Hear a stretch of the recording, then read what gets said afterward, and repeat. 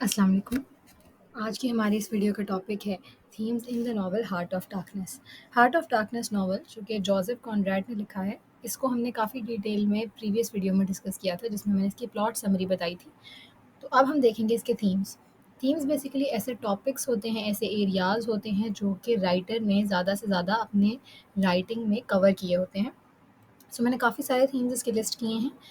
चलें स्टार्ट करते हैं। फर्स्ट है कॉलोनियलिज्म। कॉलोनियलिज्म कहते हैं जब एक एरिया या एक कंट्री या उसके लोग दूसरे कंट्री को कंट्रोल करें बाय पावर, ठीक है, और उसको अपने अंडर कर लें। जैसे इसकी सबसे बड़ी जो एग्जांपल है वो है इंग्लैंड, जिन्होंने कंट्रोल किया था किसको, इंडो पाक सब कॉन्टिनेंट। जब इंडिया, पाकिस्तान और बांग्लादेश कंबाइंड होते थे तो उसके ऊपर कॉलोनियलिज्म किसकी तरफ से था? यूरोपियंस की तरफ से, यानी कि ब्रिटिश की तरफ से। अब इस नॉवल में हमें कहाँ पे कॉलोनियलिज्म नज़र आता है? तो वो नज़र आता है जो अफ्रीकन स्टेट, अफ्रीकन लैंड दिखाई गई है, वो कॉन्गो की दिखाई गई है इस नॉवल के अंदर। जोसेफ कॉनरैड ने कॉन्गो दिखाया है जो कि कॉलोनाइज़ हुआ हुआ है ब्रिटिश के थ्रू, यानी कि ब्रिटिश ने उसको कॉलोनाइज़ किया है। अब ब्रिटिश कौन? यूरोपियंस, ठीक है। यूरोपियंस, जो ब्रिटेन था ना, ग्रेट ब्रिटेन जिसको कहा गया था, इंग्लैंड, उसने तकरीबन बहुत से एरियाज़ को कॉलोनाइज़ कर रखा था, ठीक है। ये डीकोलोनाइजेशन फिर स्टार्ट हुई थी जब पाकिस्तान और इंडिया और सारे कंट्रीज़ जो हैं वो आज़ाद होना स्टार्ट हुए थे। तब डीकोलोनाइजेशन का पीरियड आ गया था, जब इंग्लैंड वर्ल्ड वॉर 2 के बाद से जब सारी स्टेट्स इंडिपेंडेंस की तरफ जाना स्टार्ट हो गई थी। तो नॉवल के अंदर कॉलोनियलिज्म बहुत ही ज़्यादा मेन थीम है, क्योंकि पूरी चीज़ बेस ही कॉलोनियलिज्म के ऊपर करती है। पूरा यही दिखाया गया है कि कैसे अफ्रीका के स्टेट्स और अफ्रीका को कॉलोनाइज़ किया गया। यूरोप ने कैसे आके अपनी पावर के थ्रू उनको कॉलोनाइज़ किया और फिर उनको क्या नुकसानात दिए या क्या फ़ायदे, ठीक है। ये सारी चीज़ें उसके अंदर दिखाई जाती हैं। अब यहाँ पे मैं हर जगह ना टेक्सचुअल लाइन्स को इन्वर्टेड कॉमास में करके लिख देती हूँ, ताकि आप लोग उससे हेल्प आउट आप लोग करें, वो आप लोग उसको अपने आंसर्स में उनको इंक्लूड कर सकते हैं, ठीक है। तो मैंने यहाँ पे लिखा है taking it away from those who have a different complexion.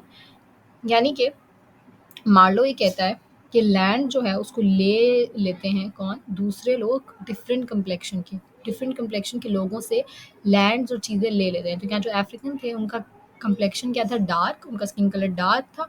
और जो यूरोपियंस थे ऑब्वियसली वो वाइट पीपल हैं। सो वाइट पीपल जो हैं वो डार्क कलर्ड पीपल से उनका हक छीन लेते हैं, ठीक है, अपना हक समझते हुए। तो ये चीज़ जो है कॉलोनियलिज्म के अंदर आ गया। और उनका स्लोगन क्या होता है? क्या? Spreading civilisation. कि वो ये कहते हैं, जो यूरोपियंस हैं, जो लोगों को आके उनकी लैंड्स को इन्वेड करते हैं और फिर उसके ऊपर आके अपना राज कायम करते हैं, तो उनका मकसद ये होता है, वो कहते हैं कि हम सिविलाइजेशन जो है उसको स्प्रेड आउट करें, हम एजुकेशन फैला रहे हैं, हम लोगों के अंदर तहजीब ला रहे हैं। और ये लोग जो कि बद तहजीब है, मतलब अफ्रीकन्स को कहा जाता है कि इनमें कोई तमीज़ तहजीब नहीं है, तो हम इनको ये तमीज़ तहजीब सिखाएंगे कॉलोनियलिज्म के थ्रू, कॉलोनाइजेशन के थ्रू, ठीक है। नेक्स्ट है lack of truth. Lack of truth भी काफ़ी हद तक कॉलोनाइजेशन से ही डील करता है। इसके सारे जो थीम्स हैं ना वो एक दूसरे से इंटरकनेक्टेड, इंटर रिलेटेड होंगे। कॉलोनाइजेशन सबसे मेन था, कॉलोनियलिज्म, इसलिए मैंने सबसे पहले वो बताया, बाकी सारे उससे तकरीबन रिलेटेड आएंगे, ठीक है। लैक ऑफ ट्रूथ कहाँ से हमें नजर आता है इस नॉवल के अंदर? हम देखते हैं कि कोई ऑब्जेक्टिव रियलिटी नहीं। ऑब्जेक्टिव रियलिटी का क्या मतलब होता है? बेसिकली ऑब्जेक्टिव जो वर्ड है इसका मतलब होता है जो चीज़ किसी के भी ओपिनियन से दूर एग्जिस्ट करती हो, ठीक है। जैसे जो सब्जेक्टिव, इसका ऑपोजिट होता है सब्जेक्टिव। सब्जेक्टिव ऐसी चीज़ होती है जो कि पर्सन टू पर्सन वेरी करती है, ठीक है। जैसे हम सबके सब्जेक्टिव व्यूज़ होते हैं, हम सबके लिए सब्जेक्टिव रियलिटीज़ होती हैं।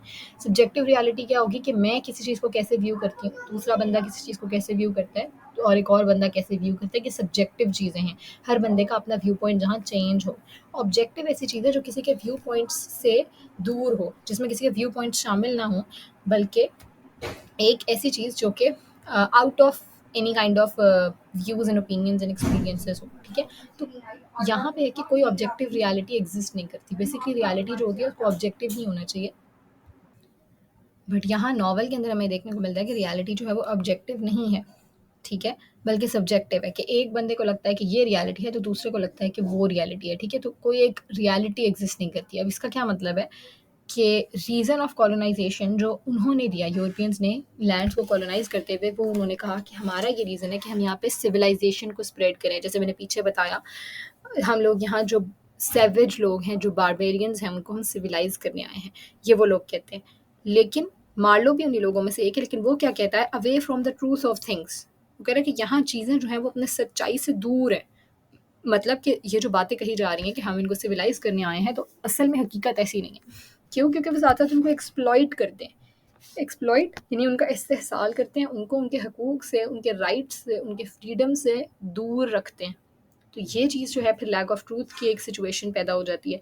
और ये वाला एक्सप्लॉयटेशन आगे आ रहा है, तो मैं बाकी वहाँ पे बताती हूँ। एक और चीज़ जो हम यहाँ पे इंक्लूड कर सकते हैं वो ये कि नॉवल जब एंड होता है तो वो भी एक झूठ पे एंड होता है। कहाँ होता है नॉवल एंड? अगर आप याद करें तो जब मार्लो जो है वो कर्ट्स की फियांसे से मिलने जाता है, फियांसे जब उससे पूछती है कि कर्ट्स के लास्ट वर्ड्स क्या थे, क्या वो आखिरी सांस में मुझे याद कर रहा था, तो मार्लो सच बोलने की बजाय झूठ बोलता है, क्योंकि वो यही कहता है कि कभी कभी झूठ बोल के इंसान को दूसरों का दिल रखना पड़ता है। तो वो बोल देता है कि हाँ ठीक है, वो आपको ही याद कर रहा था, लास्ट उसने नाम आपका ही लिया था। जबकि रियलिटी ये नहीं होती, ट्रूथ ये नहीं होता। वो ये होता है कि असल में कर्ट्स बोल रहा होता है हॉरर, हॉरर, ठीक है, कि द हॉरर यानी कि उसको खौफ, उसको खौफनाक वो मंजर याद आ रहे होते हैं कि उसने फुल अपनी लाइफ में क्या लोगों के साथ किया, ठीक है। एज अ यूरोपियन उसने अफ्रीकन नेटिव्स के साथ बुरा सलूक किया, ये चीज़ को याद आ रही होती है। तो यहाँ पे भी मार्लो जो है वो झूठ बोलता है। आगे हमारे पास थीम है एक्सप्लॉयटेशन का, जैसे मैंने पीछे जिक्र किया था। एक्सप्लॉयटेशन यानी दूसरों का इस्तेहसाल करना, उनको उनकी हकूक़, उनकी जायज़ चीज़ों से दूर रखना। तो ये कॉलोनाइज़ेशन का ही एक आफ्टर इफ़ेक्ट या आप कह सकते हैं साइड इफ़ेक्ट है कि वो आए तो उसको कॉलोनाइज़ करने थे। उन्होंने कहा कि हम इनको सिविलाइज़ करने आए हैं, हम यहाँ पे अपनी हुकूमत कायम करेंगे, यूरोपियंस ने कहा। और साथ ही साथ ये जो लोग हैं, ये बहुत ज़्यादा अनसिविलाइज़्ड हैं, जाहिल हैं, और मतलब इनको कोई नॉलेज नहीं है, तो हम इनको जो है वो सिविलाइज़ करेंगे क्योंकि हमें बहुत पता है। तो वो ये कह के बेसिकली आए थे, लेकिन असल में उन्होंने ऐसा कुछ नहीं किया, बल्कि उनको एक्सप्लॉइट किया। अफ्रीका को कॉलोनाइज़ करने के बाद उनकी तमाम तर जो भी वहाँ पे ट्रेजर्स हिडन थे, ठीक है, वो सारे वो उठा के अपने मुल्क में शिफ्ट करते गए, अपने इंग्लैंड भेजते गए। जब तक कि उनको कॉलोनाइज़ कर रखा था, उन्होंने कहा कि हम यहाँ से सारी की सारी चीज़ें आहिस्ता-आहिस्ता निकाल के अपने पास ले जाएँगे। काइंड ऑफ आप कह सकते हैं चोरी, चुरा के ले जाएँगे, ठीक है? तो ये इस तरह से उनको एक्सप्लॉइट करना, उनकी लाइफ़ से उनका फ्रीडम भी छीन लिया गया। अफ्रीकन्स अपने ही मुल्क के अंदर गुलाम की ज़िंदगी गुज़ारते थे, स्लेव्स की।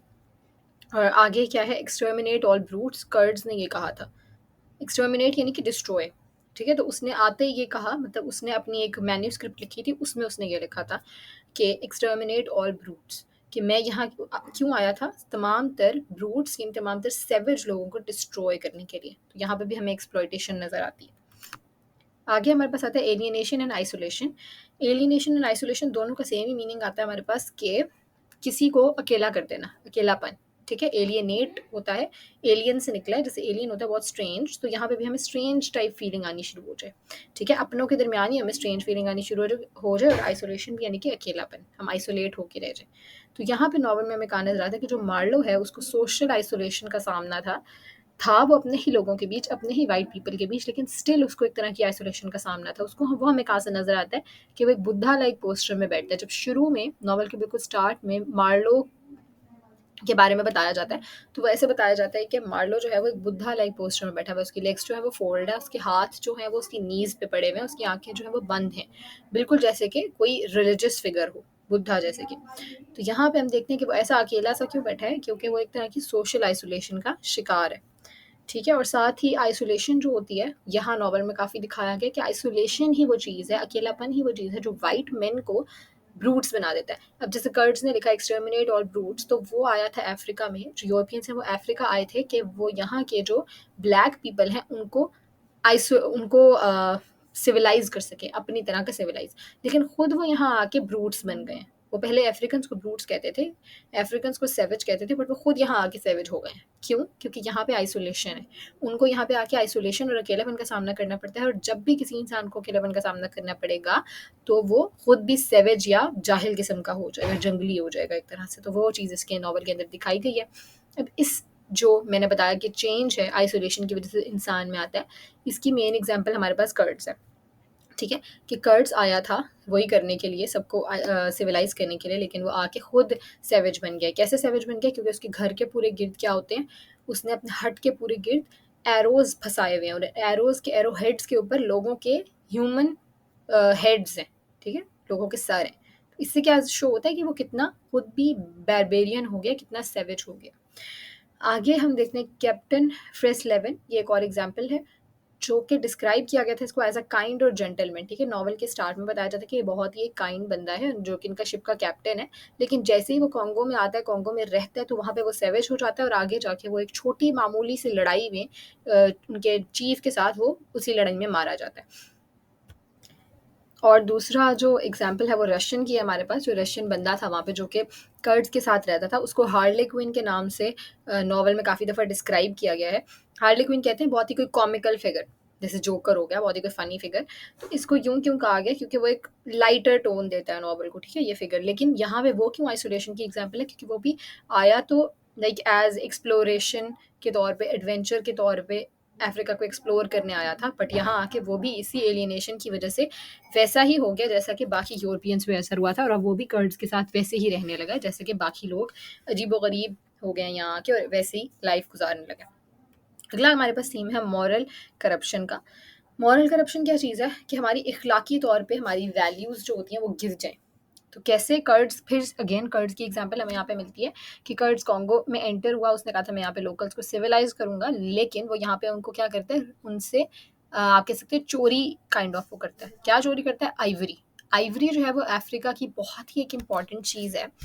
आइवरी बेसिकली कहते हैं कि जो एलिफेंट के टीथ होते हैं उनसे जो चीज़ बनती है, ठीक है, वो जिस मटेरियल के होते हैं उसको हम आइवरी कहते हैं, और वो काफ़ी ज़्यादा एक्सपेंसिव और काफ़ी ज़्यादा एक रेयर चीज़ है। ठीक है, जो कि जो यूरोपियंस थे उनको यही शौक था कि वो ये चीज़ यहाँ से उठा के अपने पास लेके चले जाएं, अपने कंट्री में एक्सपोर्ट करते थे वो आइवरी को, और यही काम करता था कर्ड्स और उसकी पूरी कंपनी।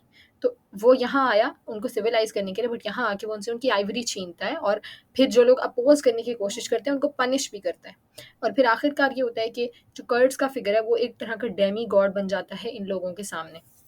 डेमी गॉड क्या होता है? ऐसा इंसान जो कि पार्शियल थोड़ा सा डिवाइन स्टेटस ले ले। डिवाइन स्टेटस यानी कि जैसे गॉड का स्टेटस होता है, गॉडली फिगर एक तरह का बन जाए, तो उसका ऐसा ही हाल था कर्ड्स का कि लोग एंड में ऐसे जैसे उसको वर्शिप करते थे, इतने वो लोगों के लिए इंपॉर्टेंट हो गया था। आगे हमारे पास थीम है वायलेंस का, और वायलेंस बहुत ही एक इंपॉर्टेंट थीम है क्योंकि बहुत ज़्यादा हमें नज़र आता है। Two types of violence novel के अंदर दिखाई गई है। पहली वायलेंस है वायलेंस टुवर्ड्स नेटिव्स।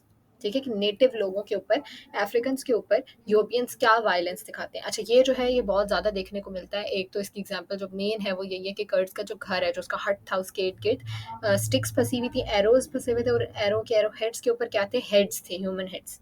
ठीक है, तो एक तो ये वायलेंस की बहुत ही बड़ी एग्जाम्पल है। उसके अलावा जब मार्लो आता है तो मार्लो इर्द गिर्द देखता है जब अपने, तो वहाँ पे वो देखता है कि जो अफ्रीकन्स हैं जो घूम रहे हैं उनके एक पूरा ग्रुप है, और उस ग्रुप के सारे अफ्रीकन्स की नेक एक दूसरे से चेन्स के थ्रू कनेक्टेड है।